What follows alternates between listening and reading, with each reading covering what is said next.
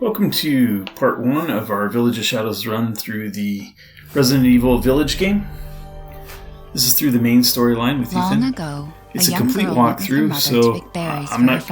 All the cutscenes are in there, and I'm going to try not to talk over them. But the forest greeted them with a dark, cold silence. The bushes empty. Yet determined to find the berries, the rascal broke free from Mother's grasp and vanished into the trees. Mother's worried cries faded fast as the girl ran on, over vine and under branch, and into the forest deep. Feeling strange eyes upon her, the girl recalled Mother's scary bedtime tales, and her throat became bone dry. Then the Bat Lord appeared. He greeted her warmly and bit his own wing. "Come, child, quench your thirst," he said. So she drank the thick, dark blood and smiled with joy. Passing through the graveyard, menacing storm clouds loomed, and the air turned bitingly cold. The girl was shivering in her thin clothes. Then a dark weaver appeared, and with a click of his fingers, crafted mist into a beautiful dress. "Come, child, warm yourself," he coaxed. So she clothed herself and smiled with joy. Across waters deep and ominous she went, hoping a boat she found would carry her home. But hunger's grip tightened and her heart grew heavy. Then the Fish King appeared and offered one of his many fins. "Come, child, eat your fill." So the girl ate and smiled with joy once more. Continuing on, she soon entered the forest's dark heart. Then an iron steed appeared, bearing a beautiful golden gear. The creature said nothing as the girl approached and snatched what she thought was another gift. The horse grew angry and summoned the other monsters. Terror filled the girl's heart as the wild wind rose around the beasts. Suddenly, a witch appeared, dark yet regal.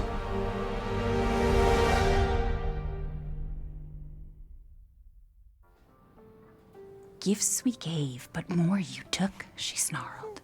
"So more in turn is due." In a blink, the girl was trapped inside a mirror. There. She's asleep. What is with the creepy story? She's only 6 months old. Woman at the store said it was traditional. A local tale. Besides, Rose doesn't seem to mind. Because she doesn't understand it. Thank God. We moved here so that she wouldn't have to deal with any of that, remember? There's nothing wrong with my memory. You're just being paranoid. It's not... Never mind. I'm sorry. But I'm not paranoid. I'm just cautious. Then, go cautiously take your daughter to bed. I'll finish dinner.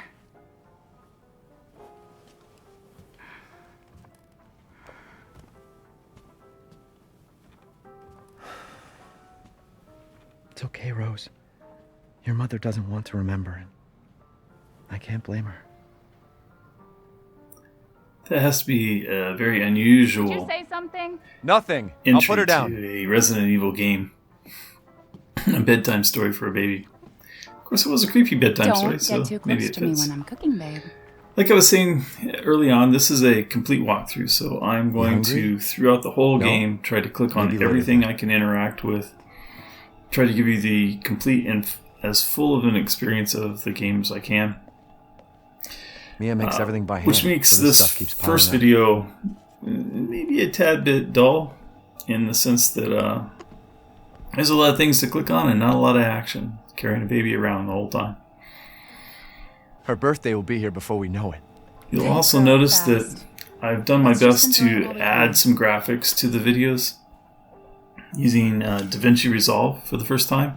So bear with me if the words shake around a little bit. I'm still working on trying to figure out how to make this all work.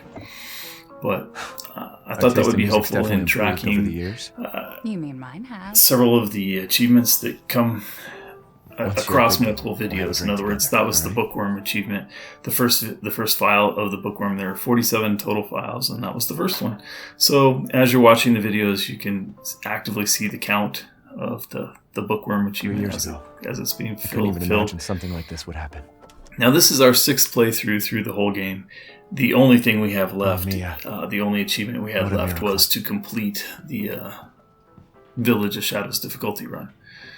So the achievements and the I guess they're some of them aren't achievements. Some of them are in-game challenges, and the in-game challenges and the achievements won't pop. You won't see them pop up for us.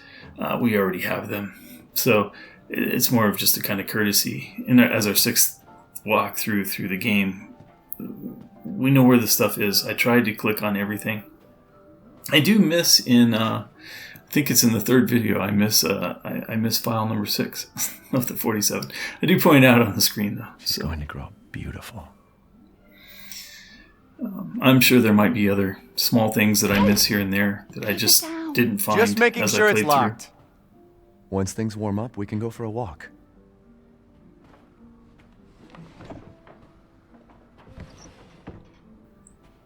As you read these files and walk through the house here, you understand that they're there.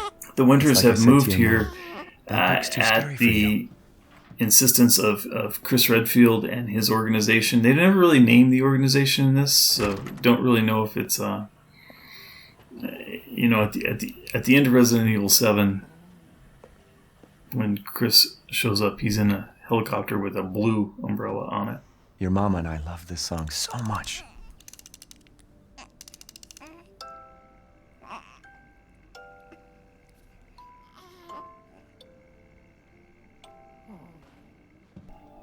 They don't really discuss what organization he's with this time. He does have his particular team, and apparently they've been training the Winters. Why do I even keep this around?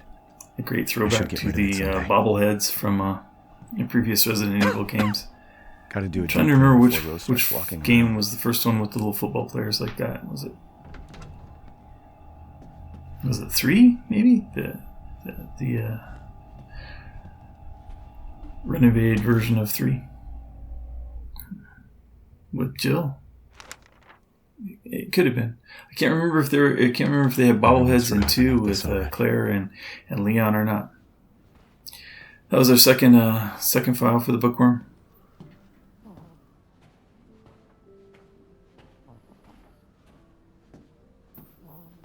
Almost there. Can't run, can't do anything, can't move any faster than this, carrying the baby, for sure.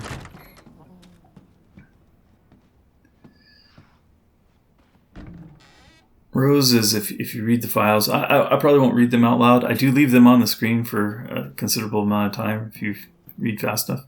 This is an achievement. The arrow is pointing to where you need to put the ball. If you put the ball through the door, you will get an achievement called Goal. Bear with my kind of awkward graphics, but it's the first attempt. So, Goal. If you read each of these files, you find that the Winters are here in Eastern Europe somewhere. Not really ever named, but they've moved here and they've been receiving training and other support from Chris and his organization.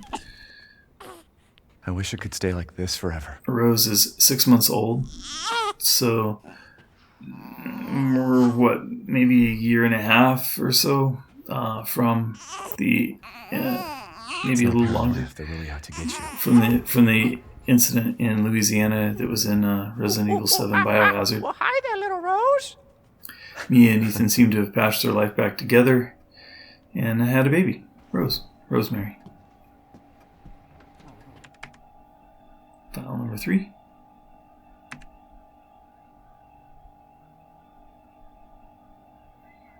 There seems to be some sort of disagreement between how much they need to be talking about what happened in Louisiana. You see that Rose's information there. Rose is fine. Can't keep your mother waiting. She's scary when she's angry. If you watch our Shadows of Rose playthroughs, that's the DLC for the video game. There you go, and where Rose, the little baby here, is I'll be right 16 years downstairs. old, not Daddy won't DLC. let those weird fairy And tale she winds up monsters in get the same house, interacting with many of the same objects that Ethan just interacted with. They give her memories. She can hear her father's memories concerning her and the items. Kind of a touching moment in that DLC. It's not much left in the winter's home. We're going to walk back to the kitchen, take a different route so you can see the whole house. And then there'll be several cutscenes. So I'll see you in a little bit. Is she okay? Sleeping like a baby. That smells good. What's that? Oh, hands off, mister. It's churba de legume. It's a local recipe. Wow, you've gone full native, haven't you? Local wine, too.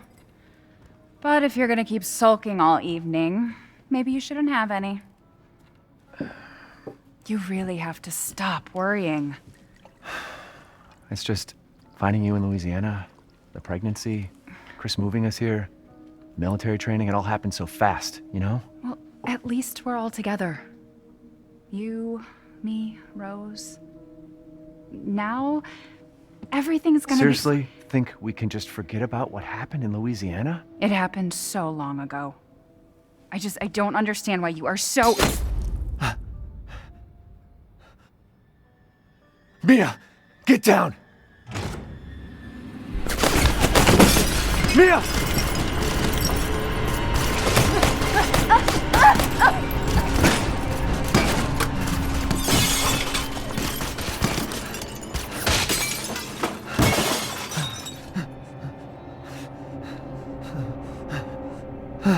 Mia. Oh, God.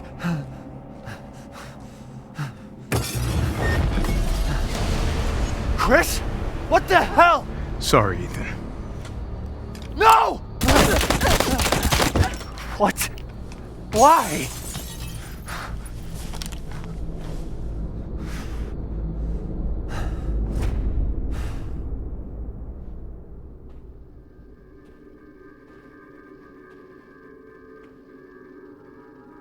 Go on, move!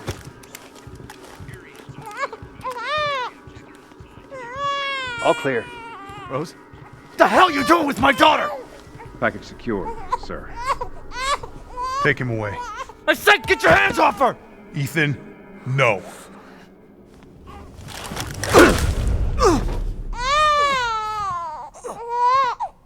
Rose.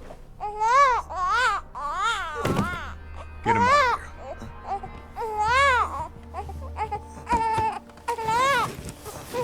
Now, anybody seeing that cutscene for the first time has to be shocked. Chris Redfield murdering Mia. What? It sort of gets explained. It could have been handled better, but it does get explained before the game's over.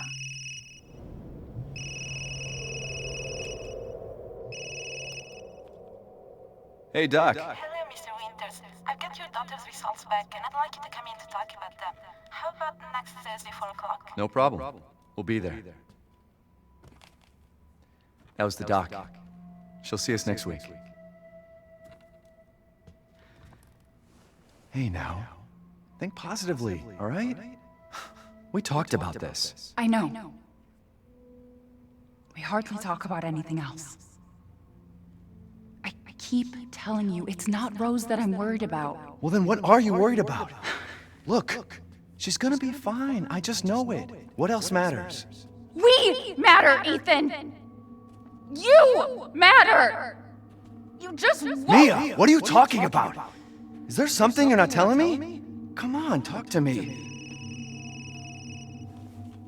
Damn it. I have to take this.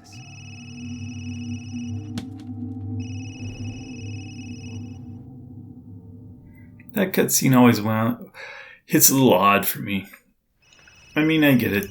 They're trying to tell you that Mia knows something that Ethan doesn't know. But it seems almost a little irrelevant. It does come up later, but I don't know how much that cutscene really added. Jesus. So Ethan's waking up on a road in the middle of nowhere after apparently some sort of automobile accident. About damn time. What's your status? Is the package safe? What are you talking about? Where's Chris Redfield? And Rose? Who is this? This is a secure channel. You're not authorized. Fuck.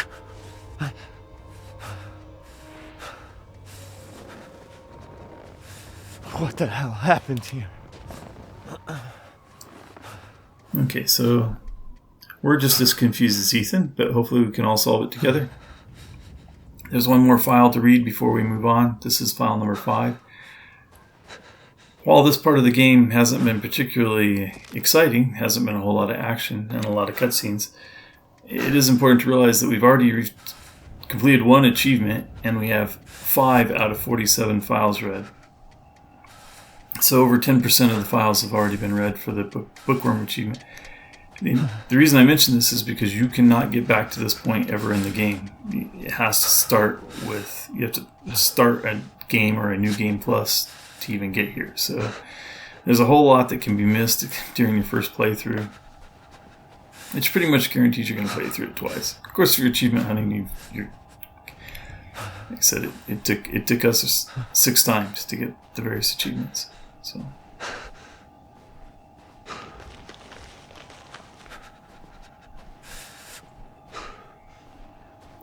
The first time I played this, after all that cutscenes and the kind of the warm home life, I thought this little fence was the end of the introduction, and that I needed to be on my toes for the rest of this. If you've watched the playthroughs, you know that that's not true. But watching this yet again from my perspective, this was a great intro to the game, but it's murderously slow after you've seen it, half a dozen times. So you start to hear some growling in the background. My mind immediately went to werewolves, so I don't know. Maybe it was just the time of year for us. But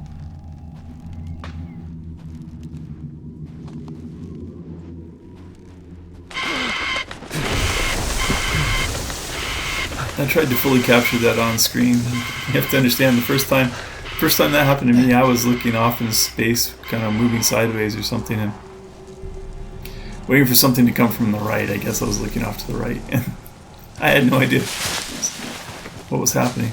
There's your first glimpse of a werewolf. They went the more traditional Wolfman, 1941 type wolf. Or maybe from the more modern Wolfman movie that I guess that just came out this year, 2025.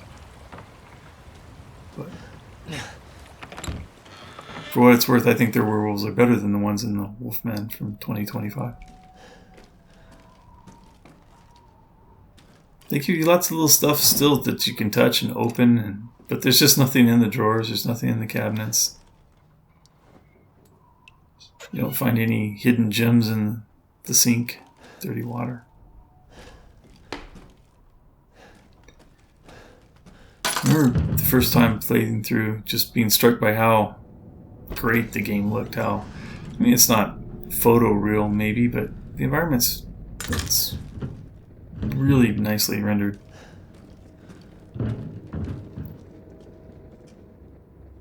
Using Capcom's own Resident Evil game engine. Not Unity or Unreal Engine, but their own.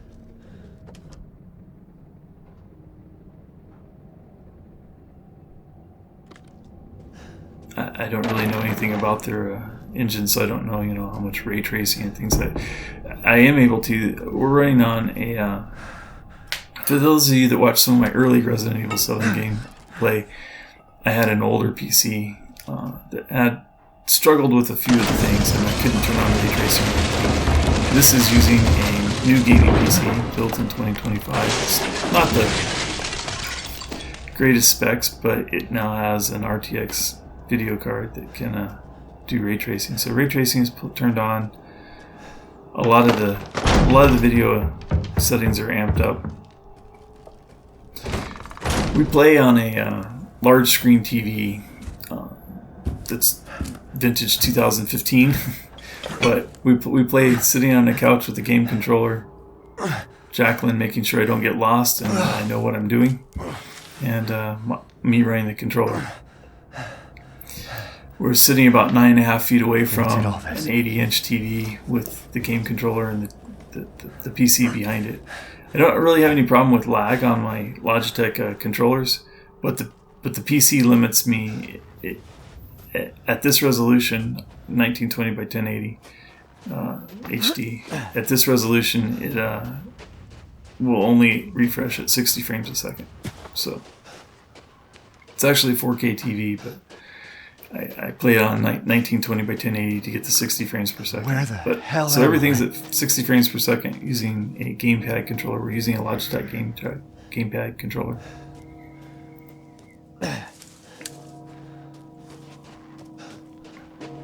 That first view of the castle and the page below it, just awesome. Just really impressed with the graphics. They look great. I'm going to go through my inventory here in just a second and show you the weapons. As I said, this is our, I don't know why attack comes up with a dead horse there. Beat the dead horse. This is, as I said, this is our sixth playthrough. So our primary weapon is going to be the stake.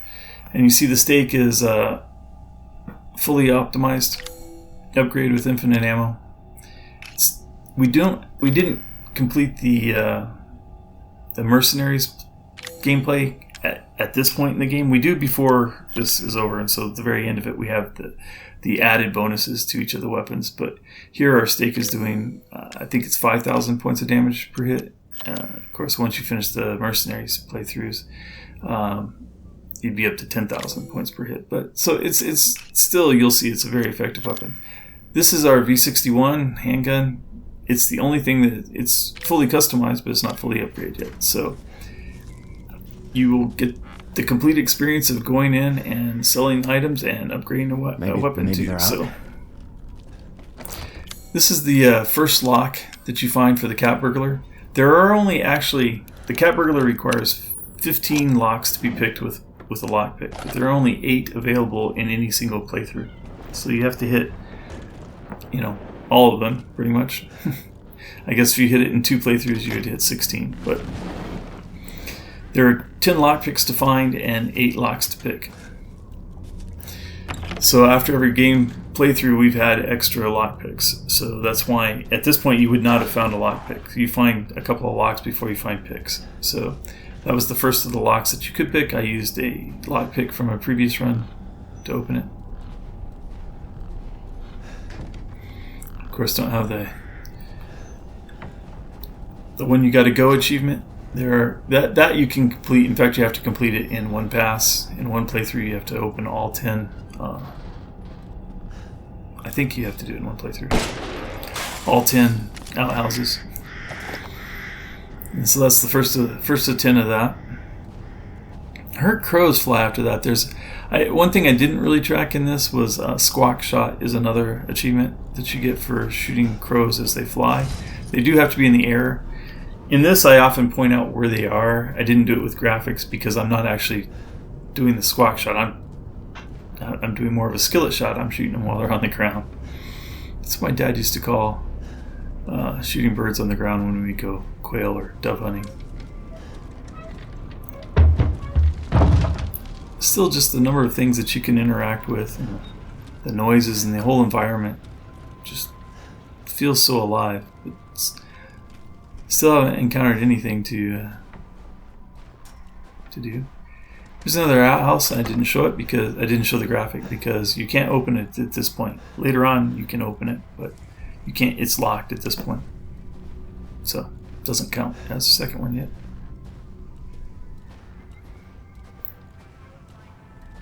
Trying to get the full experience of the game into the video. I do a lot of walking. You can run. Of course, there was no reason to even come back here, but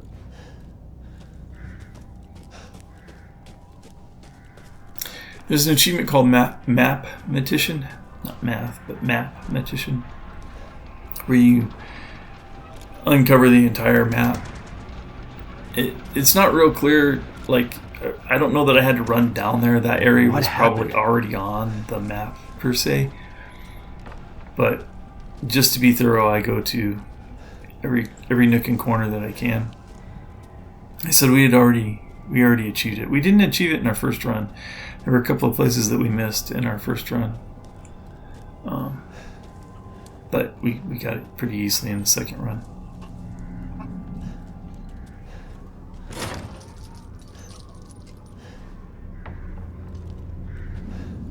Lots of areas that they're just kind of funneling you down. There were a couple of paths you could go here. So here's the second outhouse that you can actually open at this time.